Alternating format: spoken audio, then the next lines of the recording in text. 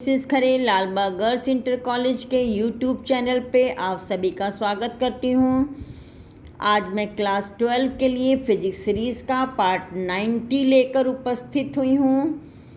आज हम बताएंगे किरचॉफ का नियम। ये किरचॉफ का नियम बच्चों है, पहला दो नियम है किरचॉफ के। पहला नियम है संधि का नियम, है ना। किसी वैद्युत परिपथ में किसी भी जंक्शन पर मिलने वाली धाराओं का बीजगणितीय योग शून्य होता है। समीशन I बराबर 0, ये इसका स्टेटमेंट है। अब चिन्ह परिपाटी क्या है, देखिए ये आपका जंक्शन है। जंक्शन पे मतलब यह है दो से अधिक तार जहाँ जुड़े हों, हैं, वो आपका जंक्शन हो गया, संधि हो गया। संधि की ओर देखिए आने वाली धारा पॉजिटिव और संधि से दूर जाने वाली धारा नेगेटिव लेंगे। देखिए I1 संधि की ओर आ रही, I2 संधि की ओर आ रही, तो I1 plus I2, I3 I4 I5 संधि से दूर जा रही I5, तो ये माइनस बराबर 0। ये अप्लाई किया नियम, तो ये आपका I1 प्लस I2 बराबर I3 plus I4 plus I5, यानी संधि की ओर आने वाली धाराओं का योग बराबर संधि से दूर जाने वाली धाराओं का योग। ये आपका आवेश संरक्षण का नियम शो करता है। दूसरा नियम है पाश नियम, है ना, लूप, बंद लूप का नियम, है ना।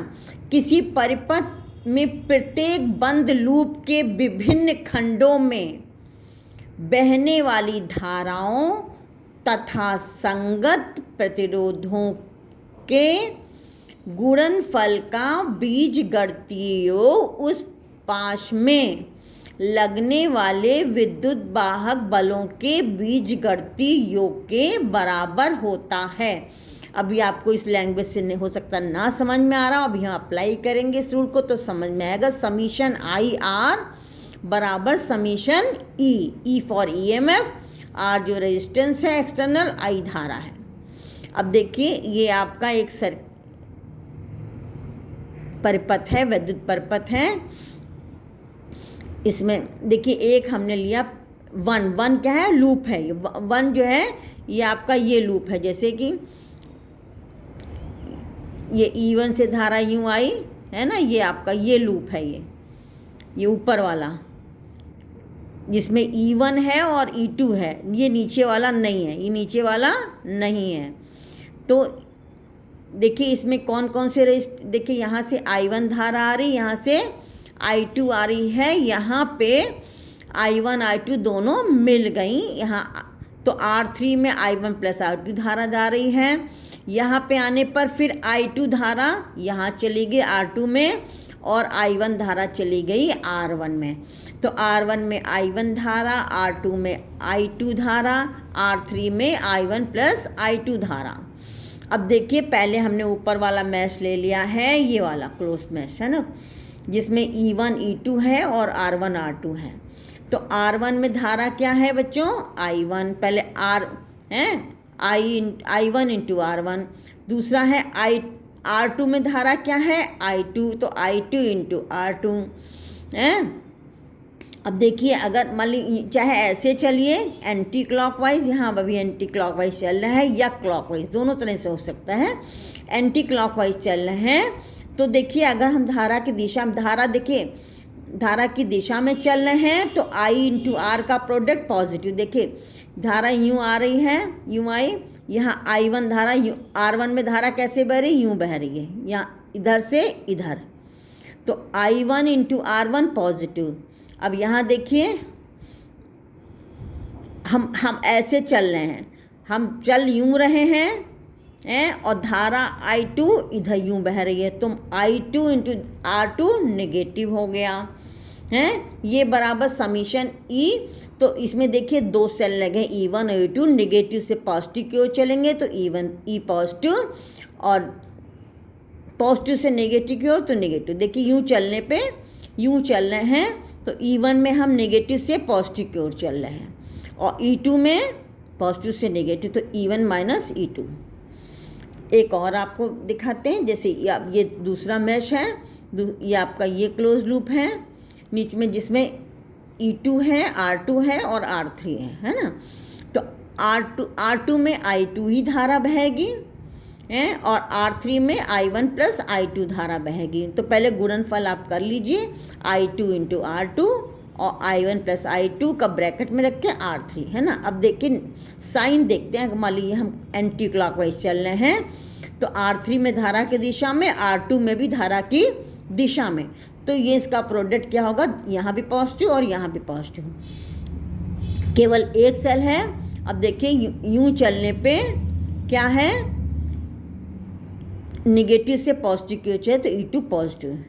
ये आपका किरचॉफ का नियम हो गया, सेकेंड लॉ हो गया है ना। इसका एक एप्लीकेशन हमने सेलों के संयोग में भी बताया था, जबकि सेल के ईएमएफ अलग अलग हैं और इंटरनेस्टिस अलग अलग है, समांतर क्रम में जब जोड़ा था तब भी हमने इसका एप्लीकेशन एक बता दिया था। ठीक है, ये किरचॉफ का नियम बच्चों बहुत पूछा जाता है, इसको आप याद कर लीजिएगा। ठीक है, अब आइए व्हीटस्टोन ब्रिज। व्हीटस्टोन ब्रिज ये प्रतिरोधों का एक ऐसा संयोग है, ऐसा अरेंजमेंट है जिसकी सहायता से अज्ञात प्रतिरोध ज्ञात कर सकते हैं। ये एक सेलों, ये आपका प्रतिरोधों का एक ऐसा संयोग है जिसकी सहायता से अज्ञात प्रतिरोध ज्ञात किया जा सकता है। इसमें क्या करते हैं, 4 प्रतिरोध हैं, P, Q, R और S। इन चारों को जोड़ करके एक चतुर्भुज बना लिया। फिर इसके एक विकर्ण, ये आपका एक विकर्ण BD है के अक्रॉस गैल्वेनोमीटर, ये आपका क्या है, गैल्वेनोमीटर।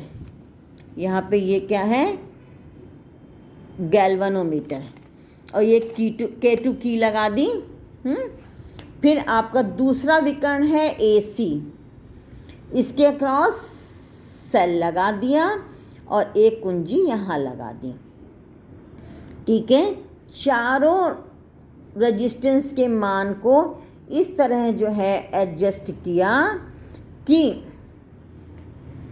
ये से यहाँ से धारा आई है, सेल से धारा प्रवाहित करने पर गैल्वेनोमीटर में कोई डिफ्लेक्शन ना हो, यानी BD आर्म में कोई धारा ना बहे, उस समय कहा जाता है ब्रिज बैलेंस्ड है।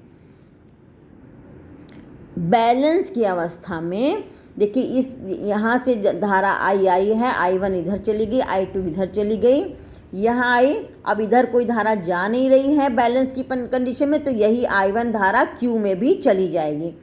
इसी तरह से इधर I2 धारा जा रही है R में, तो अब यहाँ पे इधर कोई धारा जाएगी नहीं, तो यही I2 धारा S में भी चली जाएगी। ठीक है, अब जो है, अब ABDA में हम किरचॉफ का सेकेंड नियम लगाते हैं। तो देखिए 2 प्रतिरोध हैं P और R। इसमें P में धारा I1 है, R में धारा I2 है। इसको हम क्लॉकवाइज चल रहे हैं, यूँ क्लॉकवाइज चले तो P इंटू I1 पॉजिटिव और R इंटू I2 नेगेटिव। इसमें कोई सेल नहीं है, कोई बैटरी नहीं है, तो बराबर 0। ये आपका किरचॉफ का सेकंड नियम लगा रहे हैं।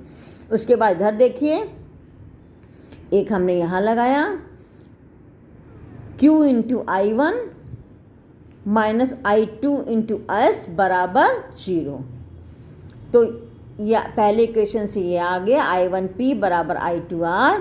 दूसरी इक्वेशन से I1Q बराबर I2S। तो इनको डिवाइड कर दिया तो P upon Q is equal to R upon S।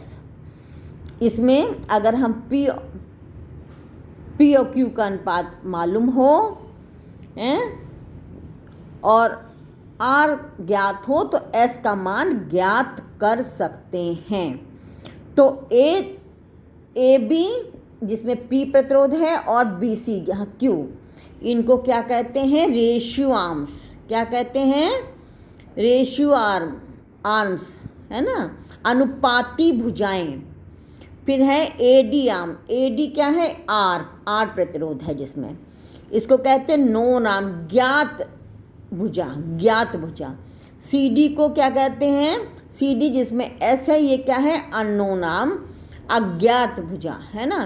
तो जिस प्रतिरोध को ज्ञात करना होता है उसको सीडी आर्म, सी और डी के बीच में लगा देते हैं बच्चों, ठीक है। और इसका बहुत यूज़ है, बहुत पूछा जाता है व्हीटस्टोन ब्रिज, इसी पे आधारित मीटर ब्रिज है आपका, ठीक है। अब देखिए, बैलेंस की अवस्था में अगर हम गैल्वेनोमीटर और सेल को इंटरचेंज कर दें, यानी सेल यहाँ लगा दें और गैल्वेनोमीटर यहाँ लगा दें, तो कोई प्रभाव नहीं पड़ेगा, ठीक है। तो AC और BD को क्या कहते हैं, AC यानी ये विकर्ण और BD को क्या कहते हैं, संयुग्मी भुजाएं, कॉन्जुगेट आर्म्स। आज के लिए बस इतना ही, मिलते हैं नेक्स्ट पार्ट में।